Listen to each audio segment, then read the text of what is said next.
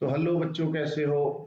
आज हम लोग थर्ड चैप्टर करने वाले हैं जिसका नाम है liberalisation, privatisation and globalisation. Third chapter new economic reform 1991 ये चैप्टर है हमारा। इस चैप्टर को आज हम लोग पढ़ने वाले हैं। इस चैप्टर में हम लोग पढ़ेंगे कि इंडिपेंडेंस के बाद हमने दो पार्ट पहले पढ़ लिया। बिफोर इंडिपेंडेंस क्या हुआ, आफ्टर इंडिपेंडेंस 1950 टू 1990 क्या हुआ और अब 1990 में ऐसा क्या हुआ कि हमारे कंट्री के अंदर एक इकोनॉमिक रिफॉर्म करने की हमें जरूरत पड़ गई। ठीक है ना। तो स्टार्ट करते हैं हमारा वीडियो। मैं हूं आपका टीचर, मेरा नाम है मृत्युंजय कुमार। मैं आप लोगों को यूनिवर्सल अचीवर्स एकेडमी चैनल पर स्वागत करता हूं और आशा करता हूं कि आप लोग अच्छे होंगे और हम लोग इस चैप्टर को अब स्टार्ट करते हैं। तो देखो बच्चों, सबसे पहले अगर हम बात करें तो हमने पढ़ा ब्रिटिशर्स के आने से पहले, ब्रिटिशर्स के आने के बाद इंडियन इकोनॉमी में क्या चेंजेस आई। उसके बाद हमने सेकंड चैप्टर में पढ़ा कि 1990 तक हमारी इकोनॉमी जो थी, 1950 से लेकर के 1990 तक हमारी इकोनॉमी में क्या क्या चेंजेस आए, हमारी गवर्नमेंट ने अपनी इकोनॉमी को डेवलप करने के लिए क्या क्या किया, जिसमें हमने बहुत सारे टॉपिक्स को कवर किया था। अब एक्चुअली क्या हुआ कि हमारी गवर्नमेंट जो थी उसने दो आईपीआर लाए, आईपीआर 1 1948 में और दूसरा आईपीआर 2। तो दोनों ही आईपीआर के तहत जो कुछ चीजें थी, या एग्रीकल्चर को लेकर जो कुछ चीजें करी, रिफॉर्म्स करे, है ना, फॉरेन सेक्टर को लेकर, ट्रेड को लेकर जो भी रिफॉर्म्स करे, उनमें कुछ कमियां थी। बेसिकली हमारी गवर्नमेंट जो थी वो डोमेस्टिक इंडस्ट्रीज को ज्यादा प्रमोट कर रही थी, तो उनमें कुछ ना कुछ प्रॉब्लम्स आ गई। और इसकी वजह से क्या हुआ कि हम बार बार लगातार बार बार क्या कर रहे थे, वर्ल्ड बैंक, आईएमएफ जैसी संस्थाओं से, इंटरनेशनल ऑर्गेनाइजेशन से, दूसरे कंट्रीज से हम कॉन्टिन्यूसली लोन लेते जा रहे थे। हमने लोन बहुत सारा लिया, लोन का बर्डन हमारे ऊपर बहुत ज्यादा हो गया था और हमारे कंट्री के अंदर फाइनेंशियल क्राइसिस आ गई। और उस टाइम पर 1990 की बात करते हैं हम पहले, तो 1990 के एंड तक हमारी इकोनॉमी की स्थिति ये हो गई थी कि हमारे पास 15 दिन के इंपोर्ट करने के लिए भी फॉरेन एक्सचेंज नहीं बचा हुआ था। बिल्कुल हमारे पास सारा रास्ता बंद हो चुका था। उस समय हमारे यहाँ के फाइनेंस मिनिस्टर थे doctor Manmohan Singh, was a great economist. तो वर्ल्ड बैंक और आईएमएफ जैसी जो संस्थाएं हैं, उनकी रिकमेंडेशन पे हम दोबारा गए उनके पास लोन लेने। उन्होंने हमें कहा कि भाई आपने बार बार लोन लिया है, बहुत सारा लोन ले लिया है, अब हम उस लोन को रिकवर कैसे कर पाएंगे। जब कोई कभी भी आपको अगर कोई लोन दे रहा है तो बंदा क्या सोचेगा कि उसका लोन बाद में आप वापस भी कर सको, आप ऐसे पोजीशन में हो। तो उन्हीं के रिकमेंडेशन पे हमने क्या किया, न्यू इकोनॉमिक पॉलिसी यानी कि इकोनॉमिक रिफॉर्म को इंडिया में इंट्रोड्यूस किया। ठीक है। तो सबसे पहले क्या है कि इकोनॉमिक रिफॉर्म इंडिया में कब इंट्रोड्यूस हुआ, तो इकोनॉमिक रिफॉर्म्स जो है इंडिया में adopted by Indian government in 1991। कब इंट्रोड्यूस हुआ, 1991 में। और इस चैप्टर में हम लोगों को यही पढ़ना है कि 1991 के अंदर जो रिफॉर्म हुआ उसमें क्या क्या चीजें आई थी। सबसे पहले इकोनॉमिक रिफॉर्म के लिए कौन कौन से ऐसे कारण थे जिसकी वजह से हमें इकोनॉमिक रिफॉर्म करना पड़ा। यहाँ से क्वेश्चन आता है, factors responsible for economic reform. तो इकोनॉमिक रिफॉर्म के लिए हमारे यहाँ पर कौन कौन से फैक्टर्स रिस्पॉन्सिबल थे। तो first of all, fall in foreign exchange reserve. मैंने आपको पहले ही बता दिया कि हमारे यहाँ पर इंपोर्ट करने के लिए जो फॉरेन एक्सचेंज जितनी जरूरत थी वो बहुत कम हो गई थी। हमारे पास फॉरेन एक्सचेंज के नाम पर उतना भी पैसा नहीं बचा था कि हम लगभग 15 दिन का जो है वो इंपोर्ट कर सकें। तो इसलिए फॉरेन एक्सचेंज हमारा बहुत ज्यादा फॉल हो गया था, रिजर्व हमारे पास। दूसरा, फेलियर ऑफ पब्लिक सेक्टर। मैंने आपको बताया था सेकंड चैप्टर में कि हमारे यहाँ की जो गवर्नमेंट थी उन्होंने इंडस्ट्रियलाइजेशन के प्रोसेस की मोस्टली जो जिम्मेदारियां थी वो किसको दे रखी थी, पब्लिक सेक्टर एंटरप्राइजेस यानी कि गवर्नमेंट कंपनीज को। ठीक है ना। और उन गवर्नमेंट कंपनीज का परफॉर्मेंस बच्चों बिल्कुल भी अच्छा नहीं था। पब्लिक सेक्टर कंपनियां जो थी वो रेवेन्यू जनरेट करने में फेल हो रही थी बार बार। ठीक है ना। अच्छा, high fiscal deficit. Fiscal deficit हमारे यहाँ पर बहुत ज्यादा था। फिस्कल डेफिसिट आप लोग जानते हो कि गवर्नमेंट बजट चैप्टर में मैंने आप लोगों को पढ़ा रखा है फिस्कल डेफिसिट के बारे में। तो फिस्कल डेफिसिट हमारे यहाँ पर बहुत ज्यादा था। फिस्कल डेफिसिट का मतलब हुआ कि आप ऐसे समझ लो मोटा मोटा कि गवर्नमेंट की जो रेवेन्यू है वो कम है और एक्सपेंडिचर उसके ज्यादा हो रहे थे। भाई जब इनकम कम है और एक्सपेंडिचर ज्यादा है तो उसको पूरा करने के लिए हम क्या करेंगे, लोन लेंगे। तो यही हमारे यहाँ पर चल रहा था, फिस्कल डेफिसिट यानी कि राजकोषीय घाटा बहुत ज्यादा हमारे यहाँ पर हो रहा था। नेक्स्ट इसके साथ जो प्रॉब्लम थी होती है डेफिसिट इन बीओपी। बीओपी में आपने पढ़ाया था मैंने, बैलेंस ऑफ पेमेंट। तो बैलेंस ऑफ पेमेंट में क्या लिखते हैं कि हमने इंपोर्ट कितना करा और एक्सपोर्ट करना कितना किया। तो दोनों का जो बैलेंस था वो हमारा डेफिसिट जा रहा था, यानी कि हमारे यहाँ पर बीओपी नेगेटिव जा रहा था, ठीक है ना। और हमारे कंट्री के अंदर बहुत बड़ी समस्या आ गई थी किसकी, इन्फ्लेशन की। इन्फ्लेशन हमारे यहाँ पर बहुत तेजी से फैल रहा था। इन्फ्लेशन में क्या होता है, आप लोगों ने मैक्रो वाले सेक्शन में मैंने पढ़ा रखा है कि इन्फ्लेशन क्या होता है। तो इन्फ्लेशन के अंदर जनरल प्राइस लेवल जो है वो बढ़ जाता है, हर चीज की कीमत बढ़ने लग जाएगी, दैट इज कॉल्ड इन्फ्लेशन। तो हमारे यहाँ पर इन्फ्लेशन आ गया था। तो ये सारी प्रॉब्लम्स जब आई तो, और अब फिस्कल डेफिसिट बहुत ज्यादा है, बीओपी हमारा डेफिसिट हो रहा है, इन्फ्लेशन है इकोनॉमी के अंदर। तो ऐसे सिचुएशन में हम अपने एक्सपेंडिचर को पूरा करने के लिए क्या करेंगे, बार बार हम लोन लेंगे, लोन लेंगे, लोन लेंगे, लोन लेंगे। तो हम वही कर रहे थे। अदर बहुत सारे अलग अलग इंटरनेशनल ऑर्गेनाइजेशंस के पास जाकर के हमने लोन लेना शुरू किया पहले। तो अब उन लोन को पे करने के लिए हमने, इंटरेस्ट पे करने के लिए उसके लिए भी हमने लोन लेना शुरू किया। दैट मीन्स कि हम एक तरह से डेब्ट ट्रैप में फंस चुके थे।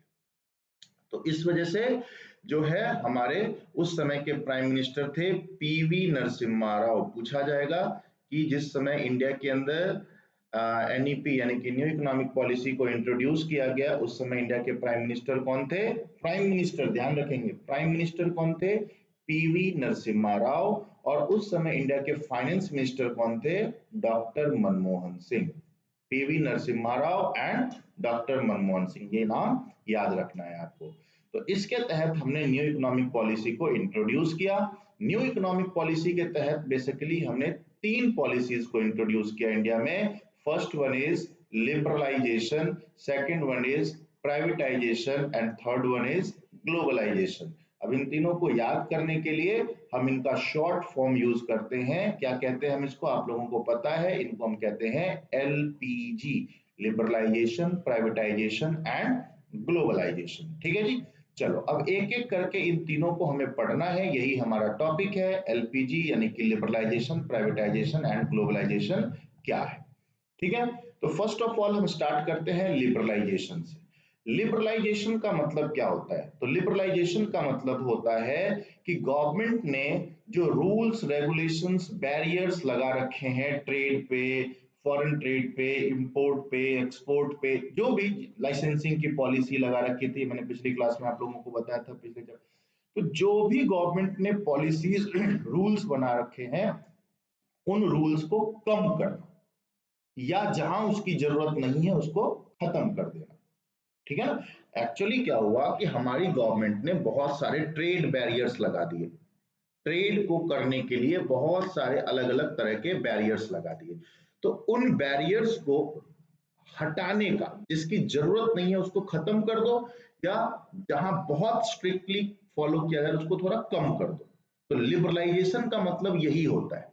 लिबरलाइजेशन की अगर डेफिनेशन आप पढ़ोगे तो लिबरलाइजेशन में क्या है, द रिमूवल और entry and growth restriction on private sector enterprises और the removal of trade barriers is known as liberalisation, है ना।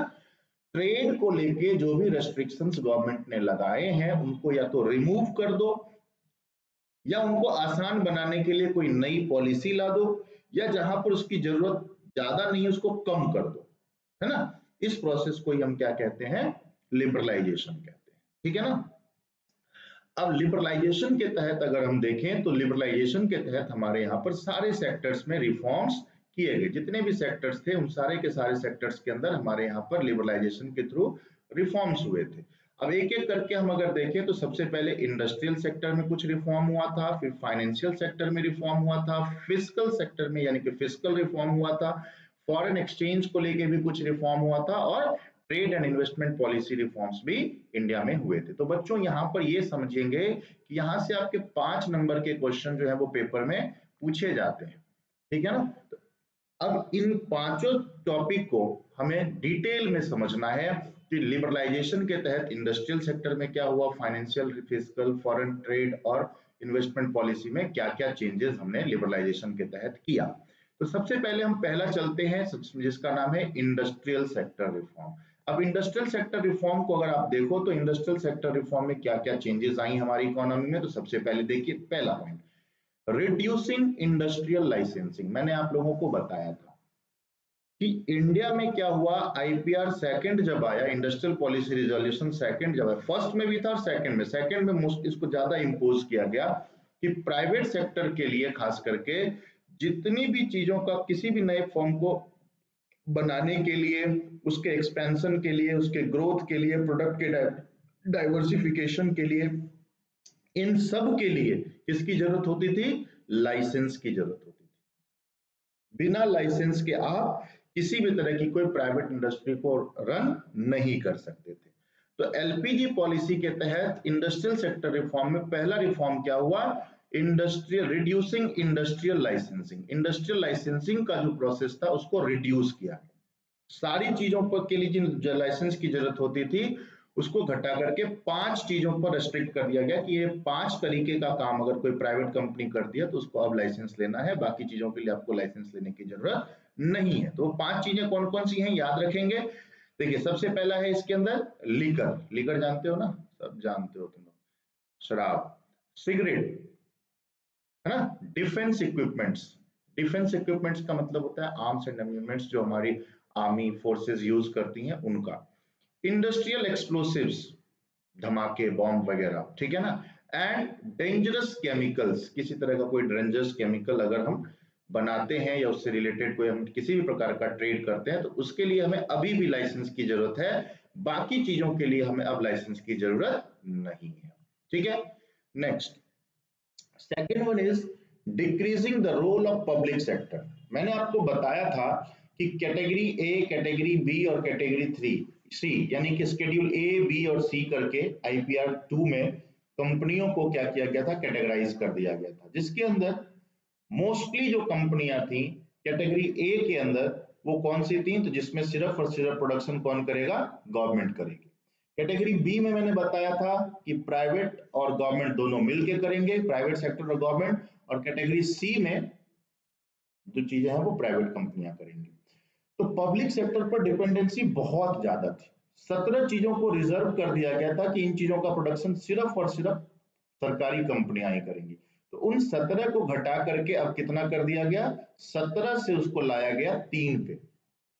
जिन 17 कंपनियों को या 17 इंडस्ट्रीज को आप कह सकते हो, कंपनियां नहीं, 17 इंडस्ट्रीज जिनको गवर्नमेंट सेक्टर के लिए रिजर्व किया गया था, और गवर्नमेंट सेक्टर हमारे यहाँ पर पब्लिक सेक्टर कंपनियां जो थी वो अच्छा प्रदर्शन नहीं कर पा रही थी, ढंग से काम नहीं कर रही थी, तो इन 17 इंडस्ट्रीज को रिड्यूस करके कितना कर दिया गया, 3 पर ला दिया गया। यानी कि ये 3 सेक्टर्स अभी भी जो है वो ऐसे हैं जो fully controlled by government of India. ये 3 सेक्टर्स कौन कौन से हैं, तो पहला defence equipments, defence and defence equipment से रिलेटेड सारा का सारा काम अभी भी कौन करता है, भारत सरकार करती है। Atomic energy, nuclear power plant वगैरह का काम, और रेलवेज, ये 3 चीजें आज भी पब्लिक सेक्टर अंडरटेकिंग्स के लिए रिजर्व है। पहले 17 चीजें थी जिनका प्रोडक्शन सिर्फ और सिर्फ गवर्नमेंट कंपनियां करती थी, इसको घटा के 3 किया गया। तो second point, decreasing the role of public sector. I hope आपको बात समझ में आ गई। Third one is making MRTP act. Making MRTP act का मतलब क्या हुआ कि किसी भी तरह के नए इंडस्ट्री को खोलने के लिए जो हमें पहले लाइसेंस की जरूरत होती थी उसको इसमें थोड़ी सी छूट दी गई। And freedom to import capital goods, देखो मैंने बताया था टैरिफ और कोटा के थ्रू इंपोर्ट सब्स्टिट्यूशन लगाया गया था, लगाया था, बताया था मैंने आपको कि कैपिटल गुड्स के मूवमेंट पर गवर्नमेंट ने कोटास के थ्रू क्या लगा दिया था, रेस्ट्रिक्शन लगा दिया था। तो इंपोर्ट ऑफ कैपिटल गुड्स पर जो रेस्ट्रिक्शंस लगाए गए थे उन रेस्ट्रिक्शंस को भी इसके थ्रू क्या किया गया, रिमूव किया गया। ठीक है जी, ये होगी बात इंडस्ट्रियल सेक्टर की। लिबरलाइजेशन के तहत इंडस्ट्रियल सेक्टर में क्या क्या चीजें बदलाव करी गई। ठीक है, अब हम बात करते हैं सबसे पहले फाइनेंशियल सेक्टर की। सेकंड, फाइनेंशियल सेक्टर का मतलब फाइनेंस, बैंक वगैरह से रिलेटेड क्या क्या चेंजेस हमारे यहाँ पर लाए गए थे। तो इसमें अगर आप देखोगे फाइनेंशियल सेक्टर रिफॉर्म में, तो फाइनेंशियल सेक्टर में सबसे पहला काम क्या किया गया, establishment of private sector bank. Money and banking chapter में आप लोगों ने अच्छे से पढ़ रखा है प्राइवेट सेक्टर बैंक्स किसको कहते हैं, है ना। गवर्नमेंट बैंक और प्राइवेट बैंक आप लोगों को पता है ना, या नहीं पता है। जैसे कुछ प्राइवेट बैंक्स के नाम मैं आपको बता देता हूं, जैसे यस बैंक है ना, आईसीआईसीआई बैंक है, बंधन बैंक है ना। ये सब बैंक क्या है, प्राइवेट बैंक्स हैं। तो establishment of private sector banks, पहले हमारे यहाँ पर प्राइवेट सेक्टर बैंक्स नहीं हुआ करते थे, ठीक है, सिर्फ गवर्नमेंट बैंक्स हुआ करती। तो प्राइवेट सेक्टर बैंक्स को इंट्रोड्यूस इंडिया में किया गया। दूसरा, changing the role of Reserve Bank of India. RBI के पहले ना क्या किया गया, आरबीआई को रेगुलेटरी बॉडी के तौर पर इस्तेमाल किया जाता था, ठीक है ना। मतलब पूरा का पूरा कंट्रोल बैंकों का जो है वो आरबीआई के पास होता था, तो उसके फंक्शन को थोड़ा सा, उसके पावर को कम किया गया, ठीक है। इसके अलावा फॉरेन इन्वेस्टमेंट लिमिट को कितना बढ़ाया गया, इंक्रीज अप टू 51%, ठीक है। फॉरेन इन्वेस्टमेंट जो है फाइनेंशियल सेक्टर के अंदर, बाहर का जो कैपिटल है, दूसरे कंट्री से जो कैपिटल है, वो कितना हो सकता है, अप टू 51% तक वो इंडिया के अंदर इन्वेस्टमेंट कर सकते हैं। एंड ईज ऑफ एक्सपेंशन, यानी कि banks were given freedom to set up new branches, ठीक है ना। अगर कुछ डॉक्यूमेंटेशन तो अभी भी नेसेसरी है, लेकिन बैंक्स अब फ्री हैं कि वो अपने जितने भी ब्रांच चाहे उतने ब्रांच वो खोल सकते हैं। तो ये हमारा था फाइनेंशियल सेक्टर में रिफॉर्म। इतने सारे रिफॉर्म हमारे फाइनेंशियल सेक्टर में, ठीक है। हमने इंडस्ट्रियल सेक्टर पढ़ा और हमने फाइनेंशियल सेक्टर पढ़ा। नाउ फिस्कल रिफॉर्म यानी कि टैक्स रिफॉर्म, ठीक है। तो टैक्स रिफॉर्म के तहत क्या क्या किया गया, देखो मैं मेजर बातें बताऊं अगर टैक्स रिफॉर्म के तहत क्या किया गया। देखो ये कहानियां सुनोगे तो आपको लिखने में आसानी होगा पेपर में। तो टैक्स रिफॉर्म के तहत अगर आप देखोगे कि क्या क्या चेंजेस आए थे, तो देखो सबसे पहले तो क्या किया गया, जो टैक्स पे करने का जो सिस्टम है ना, उसको थोड़ा सा स्मूथ किया गया। लोगों को पहले टैक्स पे करने में बहुत सारी प्रॉब्लम्स का सामना करना पड़ता था, ठीक है। अब आप जानते हो कि टैक्स क्या होता है, टैक्स की डेफिनेशन यहाँ पर बताई गई है। टैक्स किसको कहते हैं, तो tax is a compulsory payment. Tax क्या है, कंपलसरी पेमेंट। कंपलसरी क्यों कहा गया, क्योंकि इसको देना नेसेसरी है। अगर आप इसको नहीं पे करते हो तो आपके ऊपर क्या होगा, कानूनी कार्रवाई करी जा सकती है ना। इसलिए compulsory payment made by the citizen of a country to government without receiving any direct benefit in return. इसका मतलब समझिएगा बच्चों क्या होता है। इसका ये मतलब होता है, अब जैसे मान लो आपने मुझे 10 रुपए दिए या आपने दुकानदार को 10 रुपए दिए, उस 10 रुपए के बदले इंस्टेंट आपको कुछ ना कुछ सामान देगा या कोई ना कोई सर्विस प्रोवाइड करेगा, है ना। लेकिन टैक्स का पैसा जो होता है वो हम गवर्नमेंट को पे करते हैं, ये कंपलसरी पेमेंट है, और इसके बदले हमें इंस्टेंट बेनिफिट नहीं मिलता है। इंस्टेंट बेनिफिट का मतलब हमने गवर्नमेंट को टैक्स दिया, बदले में हमें तुरंत गवर्नमेंट कुछ नहीं दे देगी, है ना। दैट्स व्हाई इंस्टेंट बेनिफिट यहाँ पर हमें नहीं मिलता। टैक्सेस कितने तरह के होते हैं, तो टैक्सेस दो तरह के होते हैं, सबको पता है, सबको पता है ना। टैक्सेस कितने तरह के होते हैं, टैक्सेस दो तरह के, डायरेक्ट टैक्स और इनडायरेक्ट टैक्स। यहाँ पर देखो बच्चों, एक एमसीक्यू में क्वेश्चन आता है, इस एग्जाम्पल को ढंग से पढ़ लेना। डायरेक्ट टैक्स के एग्जाम्पल कौन कौन से हैं और इनडायरेक्ट टैक्स के एग्जाम्पल क्या क्या है। तो देखो इंडिया की अगर हम बात करें ना, तो एक बात समझ लेना जरा, इनडायरेक्ट टैक्स के केस में अगर बात करोगे, तो इनडायरेक्ट टैक्स के केस में पहले इंडिया में क्या चलता था, वैट यानी कि वैल्यू एडेड टैक्स और सीएसटी चलता था, ठीक है, सेंट्रल सेल्स टैक्स। तो वैट और सीएसटी को अब हटा के, आप लोगों को पता है, ये सब आप लोगों ने पढ़ रखा है कि अब इंडिया में वैट और सीएसटी को हटा करके किसको इंट्रोड्यूस किया गया, जीएसटी को लाया गया। तो आपका मेजर जो इनडायरेक्ट टैक्स है, वो सबसे बड़ा इनडायरेक्ट टैक्स अब क्या हो चुका है, जीएसटी। जीएसटी का फुल फॉर्म आपको पता है, गुड्स एंड सर्विस टैक्स। इसके अलावा एक्साइज ड्यूटी वगैरह जो होते हैं वो। तो फिस्कल रिफॉर्म में पहला हमारे पास देखो क्या चेंज किया गया, तो reduction in direct tax. Direct tax के रेट को क्या किया गया, कम किया गया। डायरेक्ट टैक्स में क्या चीज आती है, जो हम डायरेक्टली गवर्नमेंट को पे करते हैं। डायरेक्ट और इनडायरेक्ट में फर्क है। अब जैसे देखो इनकम टैक्स है, तो आपने जो इनकम जनरेट किया उस पर जितना भी टैक्स बनता है वो जाके आप सामने से गवर्नमेंट को पे करते हो, दैट इज डायरेक्ट टैक्स। और ये ट्रांसफरेबल नहीं होता है, आपका टैक्स आपने ही पे करना है। इनडायरेक्ट टैक्सेस जो होते हैं वो इनडायरेक्टली हमसे चार्ज किया जाता है। फॉर एग्जांपल आपने 20 रुपए में एक चॉकलेट खरीदा, अब उस चॉकलेट के जो 20 रुपए आपने चुकाए हैं उस 20 रुपए के अंदर ऑलरेडी जीएसटी इंक्लूडेड है। That's why it is called indirect tax. And indirect tax is transferable. Indirect tax क्या होता है? ट्रांसफरेबल होता है। ट्रांसफरेबल क्यों होता है?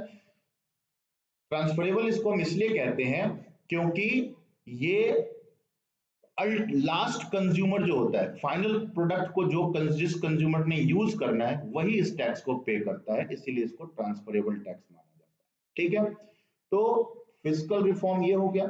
इसके बाद अब हम बात करते हैं फॉरेन एक्सचेंज रिफॉर्म की। तो फॉरेन एक्सचेंज का मतलब सबसे पहले क्या होता है? फॉरेन एक्सचेंज और फॉरेन एक्सचेंज रेट ये दोनों अलग अलग चीजें हैं।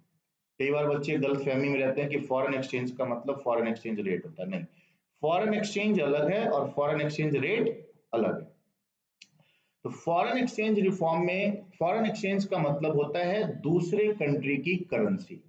जैसे इंडिया में हम रहते हैं तो हमारे लिए यूएस का डॉलर, ठीक है ना, दूसरे पाकिस्तान का करेंसी, बांग्लादेश की करेंसी, नेपाल की करेंसी, है ना, कनाडा की करेंसी, ऑस्ट्रेलिया की करेंसी, ये सब हमारे लिए क्या है? फॉरेन एक्सचेंज है।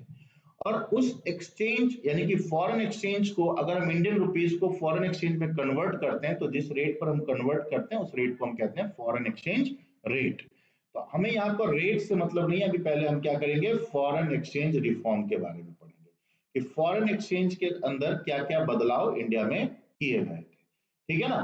तो देखो क्या किया गया। फॉरेन एक्सचेंज रेट सबसे पहले देखो, डिवैल्यूएशन ऑफ रुपीज। अब आप लोगों को एक चैप्टर पढ़ाया गया था जिसका नाम था फॉरेन एक्सचेंज। उस चैप्टर के अंदर आप लोगों को बताया गया था डिवैल्यूएशन और डेप्रिसिएशन के बारे में बताया गया था ना। तो डिवैल्यूएशन किसको कहते हैं और डेप्रिसिएशन किसको कहते हैं? अगर किसी को पता है तो बताइए, मैं आपको बता देता हूं डिवैल्यूएशन का मतलब क्या होता है। डिवैल्यूएशन का मतलब होता है जब किसी कंट्री की गवर्नमेंट जानबूझ करके अपने करेंसी की वैल्यू को कम कर देती है तो उसको हम क्या कहते हैं? डिवैल्यूएशन। और जब मार्केट में जो करेंसी की डिमांड है और सप्लाई है उसके बेसिस पर जब करेंसी के रेट को तय किया जाता है तो उसको हम कहते हैं डेप्रिसिएशन। तो अगर कम हो जाए वैल्यू तो उसको हम क्या कहेंगे? डेप्रिसिएशन कहते हैं। तो इंडिया के अंदर फॉरेन एक्सचेंज रिफॉर्म के तहत डिवैल्यूएशन किया गया। अब आपको होगा कि सर हमने जानबूझ करके अपनी ही करेंसी की वैल्यू को क्यों कम कर दिया, है ना? तो डिवैल्यूएशन का मतलब तो आप समझ गए, अपनी करेंसी की वैल्यू को कम कर देना। अब अपनी करेंसी की वैल्यू को कम करके हमने कौन सा तीर मार दिया? इससे हमें क्या फायदा होगा? तो फायदा होगा। कैसे होगा फायदा? सोचो, फॉरेन ट्रेड पर इसका क्या इंपैक्ट पड़ेगा? तो देखिए, जब हमारे यहाँ पर यानी कि डोमेस्टिक करेंसी की वैल्यू कम हो जाएगी तो दूसरे कंट्री के जो लोग हैं वो हमसे ज्यादा खरीदेंगे सामान, यानी कि इंडिया से एक्सपोर्ट बढ़ेगा, है ना? अगर भाई मान लो कि पहले हम एक पेन $1 में बेचते थे, समझना बात को, एक पेन हम 70 रुपए में बेचते थे, मान लो ऐसे एक पेन हम पहले कितने बेचते थे? 70 रुपए में। और उस एक पेन एक 70 रुपए में एक पेन हम 70 रुपए में बेचते थे और $1 की कीमत मान लो कि 70 रुपए। तो अगर कोई अमेरिकन इंडिया से सामान खरीदेगा, पेन खरीदेगा, तो उसको पेन को खरीदने के लिए कितना पे करना पड़ेगा? 70 रुपए पे करने पड़ेंगे, यानी कि $1 पे करना पड़ेगा। और अगर डिवैल्यूएशन हो गया, मान लो कि अब $1 35 रुपए का हो गया, ठीक है ना? अब अगर $1 35 रुपए का हो गया तो अब क्या होगा? इसका क्या इंपैक्ट पड़ेगा?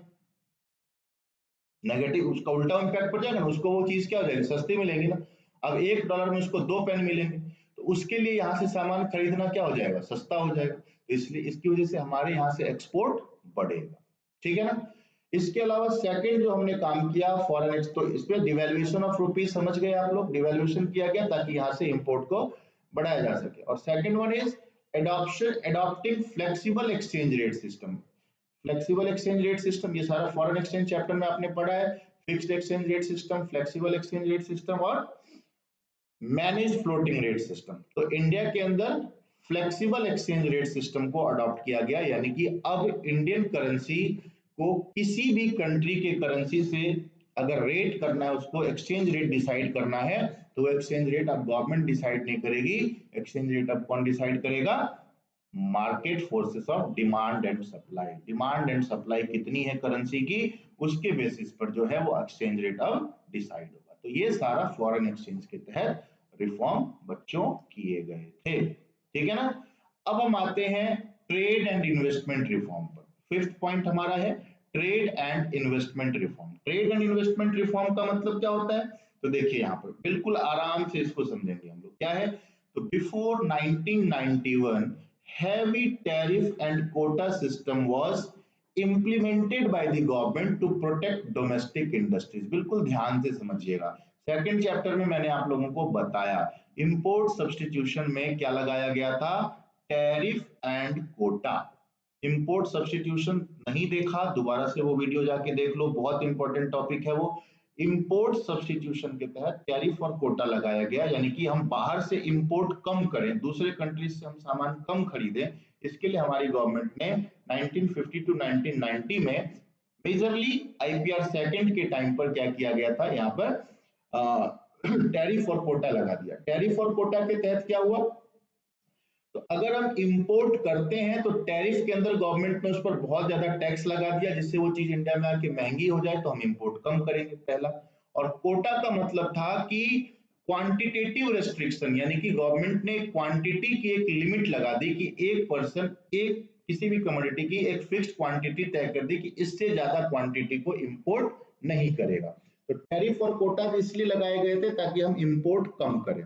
तो यहां पर क्या बताया गया कि जब ट्रेड एंड इन्वेस्टमेंट रिफॉर्म हुआ तो इस टैरिफ और कोटा को क्या किया गया, हटाया गया। टैरिफ तो रहेगा ही रहेगा, टैरिफ का मतलब होता है एक तरह का टैक्स।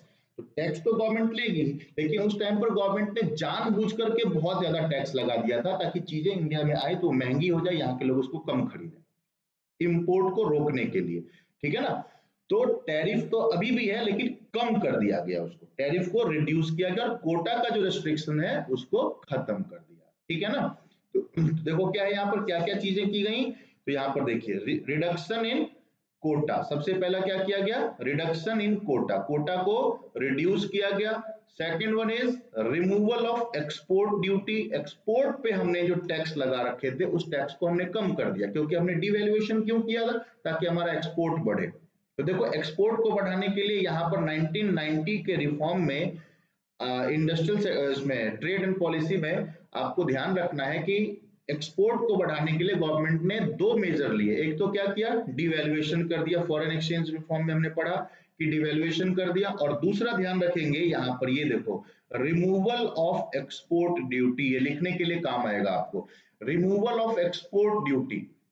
यानी कि अगर इंडिया से हम किसी चीज को एक्सपोर्ट करते हैं तो उस पर टैक्स जो लगता है उसको रिमूव किया गया, ताकि वो सामान इंडिया से जब जाए बाहर की कंट्री में तो वहां पर वो सस्ता बिके। जब वो सस्ता बिकेगा तो वहां के लोग ज्यादा खरीदेंगे, जिससे इंडियन प्रोडक्ट की डिमांड मार्केट में बढ़ेगी। And reduction in import duty, import duty को भी कम किया गया, टैरिफ को कम किया गया। और इंपोर्ट लाइसेंसिंग वाज ओबलाइज्ड और रिमूव्ड। इसको समझो, इस लाइन को समझो। इंपोर्ट लाइसेंसिंग ऐसा नहीं है कि खत्म कर दिया गया, इंपोर्ट लाइसेंसिंग की जरूरत अभी भी पड़ती है, लेकिन इंपोर्ट लाइसेंसिंग बहुत हद तक हटा दिया गया। और दूसरा, जहां जरूरी है उस जगह पर इंपोर्ट के लिए जिस लाइसेंस की जरूरत होती है उसको एबोलिश्ड और रिमूव्ड यहाँ पर लिखा हुआ है। तो इसको ऐसे समझ, या तो हटा दिया गया या उसको लाइसेंस को ऑब्टेन करने का जो प्रोसेस है उसको बहुत इजी कर दिया गया, ताकि कोई भी पर्सन आकर के क्या कर सके, लाइसेंस लेकर के इंपोर्ट कर सके। तो ये हमारा इस चैप्टर के अंदर पहला एलपीजी में एल यानी कि लिबरलाइजेशन का पार्ट हमारा कंप्लीट हो गया। अब हम आगे बढ़ते हैं और देखते हैं इसमें आगे क्या है। तो लिबरलाइजेशन के अलावा दो और रिफॉर्म थे इसके अंदर, जिसका नाम था पहला प्राइवेटाइजेशन। तो प्राइवेटाइजेशन का मतलब क्या होता है समझिएगा। सिंपली प्राइवेटाइजेशन हम किसको कहते हैं, प्राइवेटाइजेशन एक सिंपल वर्ड है, इसके नाम में ही बहुत सारी बातें छिपी हुई हैं। देखो हम जानते हैं, मैंने आपको बताया भी कि हमारे यहाँ पर जो पब्लिक सेक्टर अंडरटेकिंग्स थी उनका परफॉर्मेंस बहुत अच्छा नहीं था। बहुत अच्छा क्या, बहुत लंबे टाइम से घाटे में चल रहे थे वो। गवर्नमेंट को अपने बजट का एक बड़ा हिस्सा उनके घाटे को पूरा करने के लिए खर्च करना पड़ता था। तो इसलिए गवर्नमेंट ने क्या सोचा कि अब हम क्या करेंगे, इंडिया में प्राइवेटाइजेशन करेंगे। प्राइवेटाइजेशन का एग्जांपल भी मैं आपको भी बताऊंगा। प्राइवेटाइजेशन का मतलब होता है, ध्यान से समझिएगा, ऐसी कोई सरकारी कंपनी जो बहुत लंबे टाइम से लॉस में जा रही है, उस कंपनी के मैनेजमेंट या, ध्यान से समझना इस बात को, मैनेजमेंट या ओनरशिप को, दोनों में से कुछ भी, मैनेजमेंट या ओनरशिप को किसी प्राइवेट कंपनी को दे देना, दैट इज कॉल्ड प्राइवेटाइजेशन। बात समझ पाए? अब मैनेजमेंट एंड इसको समझो। इसका मैं एक छोटा सा एग्जांपल दिखाता हूं जो आप सबको दिखता होगा। आप जाते हो, आपने ट्रेन का सफर किया होगा या आप एयरपोर्ट पे जाते हो, ठीक है ना, तो आपने देखा होगा कि ट्रेन के अंदर जो केटरिंग सर्विस होती है, खाना वाना जो देते हैं, वो क्या होता है? प्राइवेट होता है। ट्रेन चलाती कौन है? अभी मैंने बताया कि रेलवे किसके अंडर है? गवर्नमेंट के अंदर।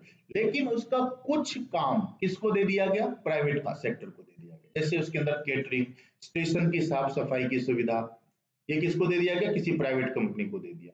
That is called privatisation. ये एक प्रोसेस है प्राइवेटाइजेशन। जैसे दिल्ली में अगर हम बात करें तो हमारे यहाँ पर होता था एनडीपीएल, ये एक सरकारी कंपनी थी जिसका काम था बिजली घर घर तक पहुंचाना।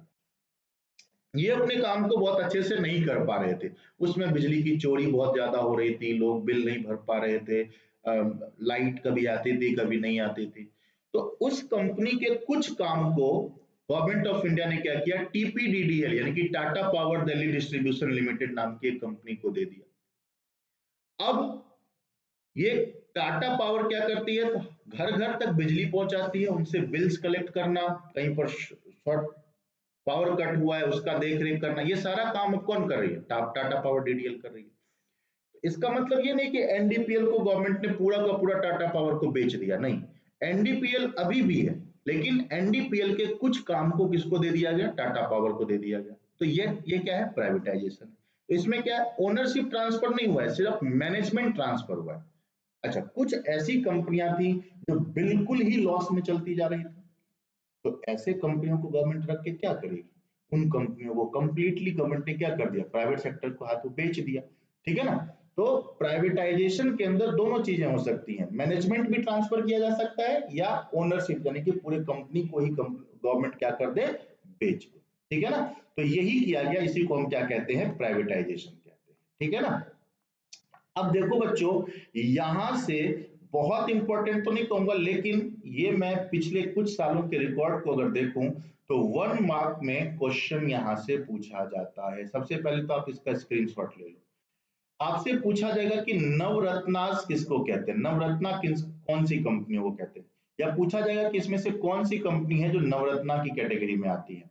तो आप इनका नाम याद रखोगे, Indian Oil, Bharat Petroleum, ONGC, SAIL Steel Authority of India Limited, Hindustan Petroleum, भेल, है ना, आईपीसीएल, विदेश संचार निगम और एनटीपीसी।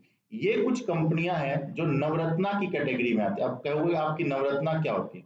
तो नवरत्ना ऐसी कंपनियां होती हैं जो सरकारी कंपनियां हैं और प्रॉफिट में चल रही हैं, है ना? तो आपसे पूछा जाएगा कि नवरत्ना इसमें से कौन सा है, इसमें से एक क्वेश्चन आता है पेपर में, तो ये ध्यान रखेंगे कि नवरत्ना हमें याद करना है। इसका स्क्रीनशॉट आप ले लेंगे, ये बहुत इंपॉर्टेंट क्वेश्चन है, यहाँ से 1 नंबर का क्वेश्चन जरूर पेपर में पूछा जाएगा। तो that is privatisation. I hope आपको प्राइवेटाइजेशन समझ में बात आ गई होगी। अब हम आगे बढ़ते हैं और चलते हैं हमारे अगले रिफॉर्म पे, जिसका नाम है ग्लोबलाइजेशन। तो लिबरलाइजेशन और प्राइवेटाइजेशन हमने कर लिया। नेक्स्ट टॉपिक है हमारा ग्लोबलाइजेशन। ग्लोबलाइजेशन का मतलब क्या होता है? तो देखो, सबसे पहली बात कि इस पे मैं थोड़ा सा पीछे चलूंगा। क्या हमने 1991 के रिफॉर्म में ही ग्लोबलाइजेशन को अडॉप्ट किया? तो मेरा आंसर है नहीं। ग्लोबलाइजेशन तो इंडिया के एंशिएंट टाइम से अगर देखा जाए, एंशिएंट हिस्ट्री को देखा जाए, तो ग्लोबलाइजेशन इंडिया में होता रहा। लेकिन ग्लोबलाइजेशन का जो टाइप था वो इंडिया के अंदर आके क्या हो गया था, बाद के पीरियड में, ब्रिटिशर्स पीरियड और उसके बाद वाले पीरियड में, वो थोड़ा सा उसका जो मॉडल था ना वो चेंज हो गया था। देखो, ग्लोबलाइजेशन का मतलब सबसे पहले समझो। ग्लोबलाइजेशन का मतलब होता है दुनिया के दूसरे कंट्रीज के साथ इंटीग्रेट करना, जुड़ना, है ना? दुनिया के जो दूसरे कंट्रीज हैं उनके साथ जुड़ने का जो प्रोसेस होता है दैट इज कॉल्ड ग्लोबलाइजेशन। ठीक है ना? तो अगर हम ग्लोबलाइजेशन नहीं कर रहे थे तो पुर्तगाली हमारे यहाँ कैसे आ गए, तो मुगल्स हमारे यहाँ कैसे आ गए, तो ब्रिटिशर्स हमारे यहाँ कैसे आ गए? भाई हमने पहले भी ट्रेड किया है, इसका मतलब तो पहले भी हमारे यहाँ पर ग्लोबलाइजेशन था। लेकिन हुआ क्या कि जब ब्रिटिशर्स आए तो ग्लोबलाइजेशन का जो प्रोसेस था हमारा वो रिस्ट्रिक्ट हो गया टुवर्ड्स ब्रिटेन ओनली। हम दूसरे किसी कंट्रीज के साथ ट्रेड नहीं कर पा रहे थे, सिर्फ और सिर्फ ब्रिटिशर्स के साथ ही हम ट्रेड कर पा रहे थे। ठीक है ना? तो उसके अंदर चेंजेस किए गए। ठीक है ना? तो ग्लोबलाइजेशन की डेफिनेशन को अगर आप देखें तो क्या है, तो the integration of domestic economy with world economy is known as globalisation. हमारी डोमेस्टिक इकोनॉमी को दुनिया की दूसरे इकोनॉमी के साथ जोड़ने का जो प्रोसेस है उसी को हम क्या कहते हैं, ग्लोबलाइजेशन कहते हैं। ठीक है ना? ओके। अब अगर आप देखो तो पॉलिसीज प्रोमोटिंग ग्लोबलाइजेशन, ग्लोबलाइजेशन को प्रमोट करने के लिए कौन कौन सी पॉलिसीज को इंडिया में इंट्रोड्यूस किया गया। ठीक है ना? तो देखिए, आज आप कंप्यूटर चला रहे हो, लैपटॉप चला रहे हो, फोन चला रहे हो, 5G इंटरनेट का इस्तेमाल कर रहे हो, या बहुत सारी ऐसी टेक्नोलॉजीज का इस्तेमाल आप कर रहे हो जो इंडिया में डेवलप नहीं है ना, वो किसी और कंट्री के अंदर डेवलप हुआ, उसको इन्वेंट किया गया, खोजा गया, डिस्कवर किया गया, लेकिन उसका इस्तेमाल हम आज इंडिया में बैठ के कर रहे हैं। तो वो किसकी वजह से? सिर्फ और सिर्फ ग्लोबलाइजेशन की वजह से। ठीक है ना? ग्लोबलाइजेशन का मतलब एक कंट्री का दूसरे कंट्री के साथ जुड़ना, अपने आइडियाज, अपनी टेक्नोलॉजी, अपने जो सरप्लस प्रोडक्ट्स हैं उनको एक्सचेंज करना, खरीदना, बेचना, दैट इज कॉल्ड ग्लोबलाइजेशन। ठीक है? अब ग्लोबलाइजेशन को बढ़ावा देने के लिए गवर्नमेंट ऑफ इंडिया ने एलपीजी के तहत या न्यू इकोनॉमिक पॉलिसी के तहत क्या क्या रिफॉर्म किए, तो सबसे पहले इंक्रीजिंग लिमिट ऑफ इक्विटी और in foreign investment, foreign investment को बढ़ा के किसी भी सेक्टर में कितना किया गया, 51% तक। यानी कि अब इंडिया के अंदर किसी भी सेक्टर में बाहर की कंपनियां 51% तक क्या कर सकती है, इन्वेस्ट कर सकती है। दूसरा, रिडक्शन इन टैरिफ, टैरिफ का मतलब टैक्स, टैरिफ का मतलब टैक्स, टैरिफ एंड कोटास, बार बार बोलूंगा थर्ड चैप्टर तक। टैरिफ को रिड्यूस किया गया ताकि इंटरनेशनल ट्रेड जो है वो टैक्स को, इंटरनेशनल ट्रेड पर लगने वाले टैक्सेस को रिड्यूस किया गया ताकि इंटरनेशनल ट्रेड ज्यादा से ज्यादा प्रमोट हो सके। And removal of quantitative restriction. अब बताइए, क्वांटिटेटिव रेस्ट्रिक्शन के लिए पिछले चैप्टर में हमने कौन से वर्ड का इस्तेमाल किया था, तो मैं आपको बता चुका हूं। क्वांटिटेटिव रेस्ट्रिक्शन को हमने किससे रिप्रेजेंट किया था, कोटा। ठीक है ना? तो कोटा जो लगाया था गवर्नमेंट ने, इस कोटा को भी क्या कर दिया गया, यहां पर खत्म कर दिया गया। ठीक है ना? इसके अलावा पार्शियल कन्वर्टिबिलिटी ऑफ रुपीज। ठीक है ना? रुपी को हम दूसरे कंट्री के करेंसी से अब क्या कर सकते हैं, कन्वर्ट कर सकते हैं, जिसकी मदद से हमारी इकोनॉमी को ग्लोबलाइज होने में या दूसरे कंट्री की करेंसी के साथ ट्रेड करने में किसी तरह की कोई प्रॉब्लम ना आ सके। ठीक है ना? तो ये हो गया हमारा ग्लोबलाइजेशन। ठीक है? अब एक टॉपिक आता है यहां पर ग्लोबलाइजेशन से ही रिलेटेड, जिसका नाम है आउटसोर्सिंग। आउटसोर्सिंग किसको कहते हैं, तो देखिए ध्यान से समझिएगा, आउटसोर्सिंग का मतलब क्या होता है। मैं आप लोगों को एक एग्जांपल बता देता हूं। आपने एक पर्सन का नाम सुना है, सुना होगा, बहुत फेमस है, उनका नाम है SRK, यानी कि शाहरुख खान। जानते हो इनको, SRK? जानते हो या नहीं जानते हो SRK को? जानते हो। अब SRK की अगर हम कहानी देखें तो SRK क्या है, SRK एक क्या है, एक्टर है। उनका काम क्या है, SRK क्या करता है, शाहरुख खान क्या करता है, एक्टिंग करता है। उसको क्या करना आता है, एक्टिंग करना आता है, तो वो एक्टिंग करता है। जिस मूवी में वो एक्टिंग करता है उस मूवी को डायरेक्ट करने के लिए एक डायरेक्टर होता है, वो बताता है कि कैसे कैसे आपको एक्टिंग करना है, क्या क्या आपने बोलना है। और तीसरा एक बंदा होता है जो उस मूवी में पैसे लगाता है, जिसका नाम है प्रोड्यूसर। जिसका नाम क्या है, प्रोड्यूसर। ठीक है? अब मान लो कि एक्टर ने एक्टिंग किया, डायरेक्टर ने जैसा बताया वैसा एक्टिंग किया, और प्रोड्यूसर ने उस पूरे प्रोजेक्ट में पैसे लगाए, मूवी बनके तैयार हो गई। क्योंकि इन तीनों को ये काम आता था, इन तीनों ने अपना अपना काम कर दिया। एक कंप्लीट मूवी 100 करोड़ 200, आजकल तो हजार हजार करोड़, 2-2 हजार करोड़ रुपए की मूवी बनती है।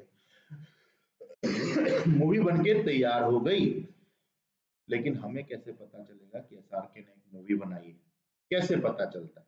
तो हम देखते हैं द कपिल शर्मा शो पे प्रमोट करने आते हैं वो उसको, है ना, या किसी बहुत फेमस शो पे जाते हैं, अपने मूवी को एडवर्टाइज करते हैं, या हम किसी वेबसाइट को स्क्रॉल कर रहे होते हैं तो वहां पर हमें उनका एड दिखता है।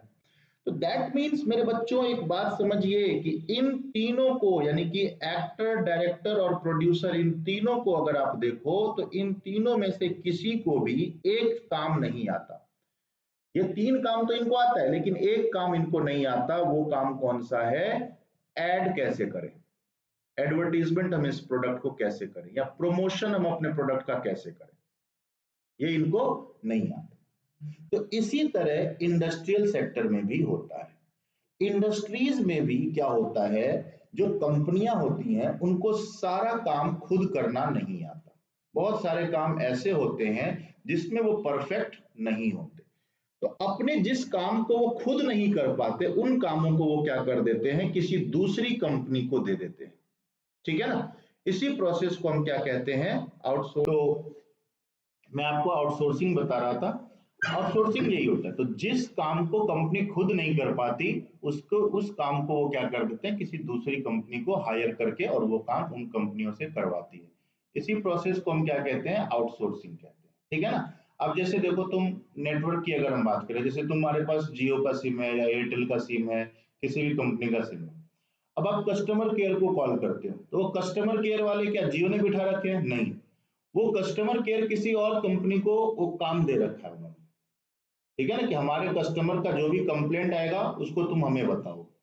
तो दैट इज कॉल्ड आउटसोर्सिंग। कंपनियां जो काम खुद नहीं कर पाती हैं, उस काम को किसी दूसरे कंपनी से करवाने का जो प्रोसेस है, उसी को हम क्या कहते हैं? आउटसोर्सिंग कहते हैं। अब इसमें एक बात समझिए, अब आप कहोगे कि आप ग्लोबलाइजेशन पढ़ते पढ़ते आउटसोर्सिंग कहां से आ गया? तो समझो बात, आउटसोर्सिंग की वजह से इंडिया को, ग्लोबलाइजेशन की वजह से इंडिया में आउटसोर्सिंग बहुत ज्यादा फैला। क्योंकि बाहर की कंट्रीज में क्या होता है, लेबर महंगी है। ठीक है ना? और इंडिया जैसी कंपनी में लेबर की अवेलेबिलिटी बहुत ज्यादा है, यहाँ पर लेबर कम रेट पर पढ़े लिखे लोग मिल जाते हैं। तो इसलिए बाहर की कंपनियां क्या करती हैं, अपने कामों को इंडिया में आउटसोर्स करती हैं। ठीक है ना? जैसे तुमने सुना होगा बीपीओ, केपीओ। बीपीओ होता है बिजनेस प्रोसेस आउटसोर्सिंग, जैसे कॉल सेंटर वगैरह जो होते हैं, और केपीओ होता है नॉलेज प्रोसेस आउटसोर्सिंग, जैसे किसी कंपनी ने अपने एम्प्लॉयज को ट्रेनिंग वगैरह प्रोवाइड करानी है, तो उसके लिए बाहर से जब हायर करते हैं, दैट इज कॉल्ड केपीओ। तो बीपीओ, केपीओ जो है वो आउटसोर्सिंग का पार्ट है। तो आउटसोर्सिंग, जब ग्लोबलाइजेशन बढ़ा ना, तो इंडिया में आउटसोर्सिंग बहुत ज्यादा होने लगी। यानी कि बाहर की कंपनियों ने अपने काम को किसको देने लगे? इंडिया की कंपनियों को देने लग गए, क्योंकि यहां से काम करवाना उनके लिए सस्ता होता था या होता है। ठीक है ना? तो इससे क्या हुआ, इंडिया जैसी कंट्री के अंदर बहुत सारे लोगों को एम्प्लॉयमेंट मिला, काम मिला, और उनका काम भी इजीली हो गया। That is called outsourcing. ठीक है ना? अब इसके अलावा special economic zone special economic zone क्या होते हैं? तो स्पेशल इकोनॉमिक जोन, कुछ गवर्नमेंट क्या करती है, एक स्पेशली एरिया डिजाइन कर देती है इंडस्ट्रीज के लिए, उसी को हम क्या कहते हैं? स्पेशल इकोनॉमिक जोन कहते हैं। ये, इस एरिया में क्या क्या फायदा मिलेगा? तो इस एरिया में चीप रॉ मटेरियल्स मिल जाते हैं, है ना, इंफ्रास्ट्रक्चर जैसे कि रोड, रेलवे, इन सब की कनेक्टिविटी, वाटर, इलेक्ट्रिसिटी, ये सब चीजें मिल जाती हैं। ठीक है ना? टैक्स हॉलीडेज मिल जाता है।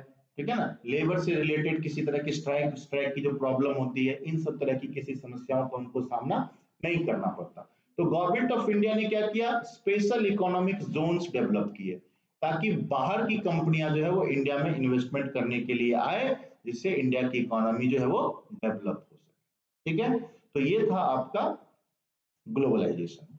अब अगर हम बात करें, तो यहां से देखो, ये वाला टॉपिक फिर से 4 मार्क्स का एक क्वेश्चन बनता है।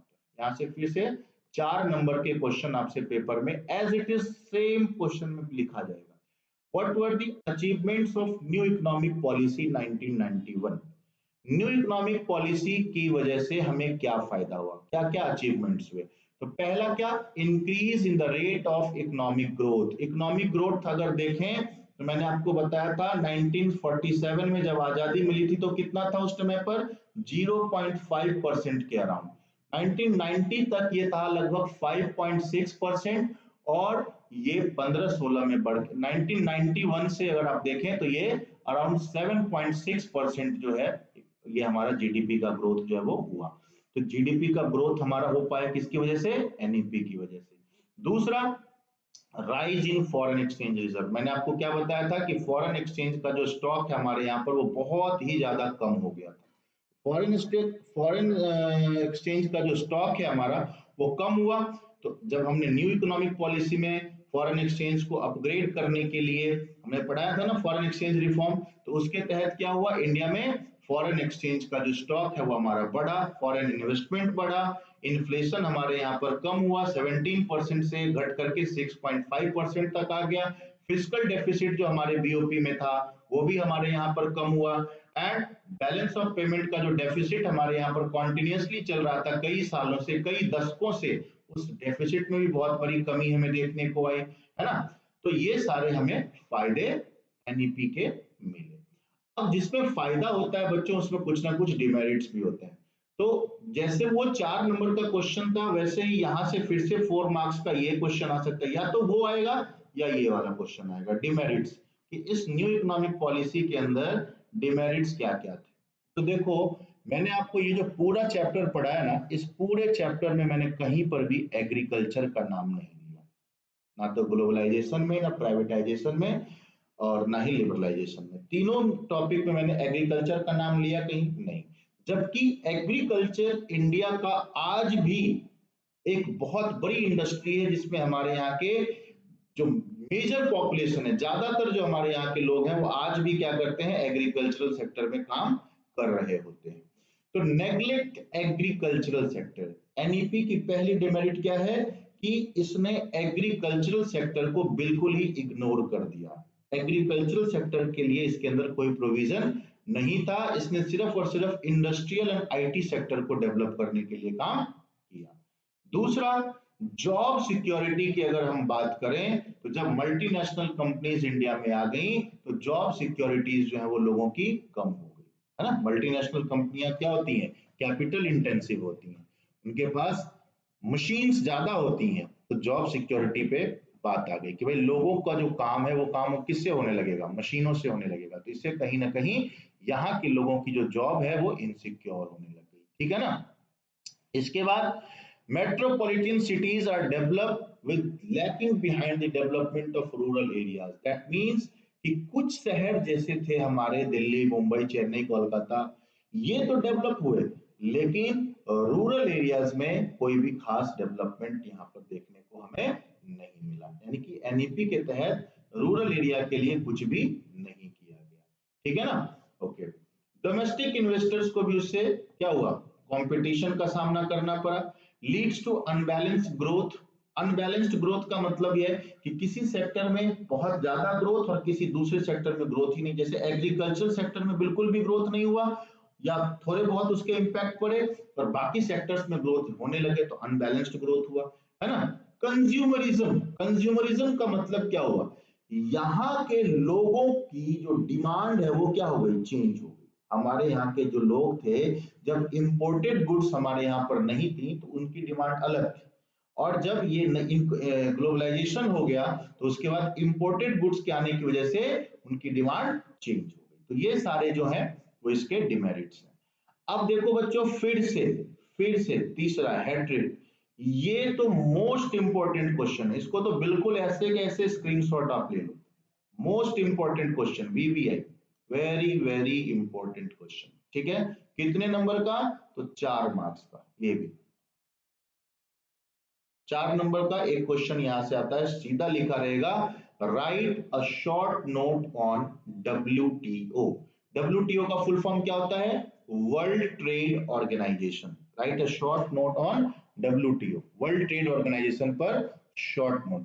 अब देखो सबसे पहला क्वेश्चन, अभी अभी हमारे यहाँ पर एक बच्चे का प्री बोर्ड था, उसमें ये क्वेश्चन था, अभी तुरंत मैंने देखा है ये क्वेश्चन, इसलिए मुझे अभी ध्यान आ गया। देखो इसमें क्वेश्चन था कि WTO was the successor of, that means कि WTO यानी कि वर्ल्ड ट्रेड ऑर्गेनाइजेशन जो है उसका पुराना नाम क्या था? तो WTO का पुराना नाम था गेट, GATT, गेट। गेट का फुल फॉर्म है general agreement on tariff and trade, general agreement on tariff and trade. It was established in, पूछा जाएगा कि गेट कब आया, तो गेट आया था 1948 में। गेट कब आया? 1948 में। और उस टाइम पर इसके अंदर कितने कंट्रीज मेंबर थे? तो 23 कंट्रीज इसके मेंबर थे। ठीक है ना? ये ग्लोबल ऑर्गेनाइजेशन के तौर पर आया था। इसी गेट का नाम 1 जनवरी 1995 को, ये सारे डेट्स आपको याद रखने हैं, 1 जनवरी 1995 को गेट का नाम चेंज होके क्या हो गया? WTO। गेट का नाम चेंज होके क्या बन गया? WTO। अब इसके फंक्शन को मैं बताऊंगा, आराम से सुनो तुम। गेट का ही नाम 1 जनवरी 1995 को चेंज होके क्या बन गया? WTO। ठीक है ना? अच्छा, जिस टाइम पर WTO यानी कि 1 जनवरी 1995 को जब WTO का नाम चेंज हुआ, क्या उस समय इंडिया इसका मेंबर था? तो नहीं, इंडिया बाद में आकर के इसका मेंबर बना। ठीक है ना? हेडक्वार्टर की बात करें तो WTO का हेडक्वार्टर कहां है? Geneva, Switzerland. कहां पर है? स्विट्जरलैंड के जेनेवा में। ठीक है ना? इसके अंदर 164 मेंबर कंट्रीज हैं। ठीक है ना? और ये इसका अब मेन काम क्या है ये समझ लीजिए, 2 मिनट का और। इसका मेन काम है पूरी दुनिया में इंटरनेशनल ट्रेड को रेगुलेट करना। इसका मेन फंक्शन क्या है?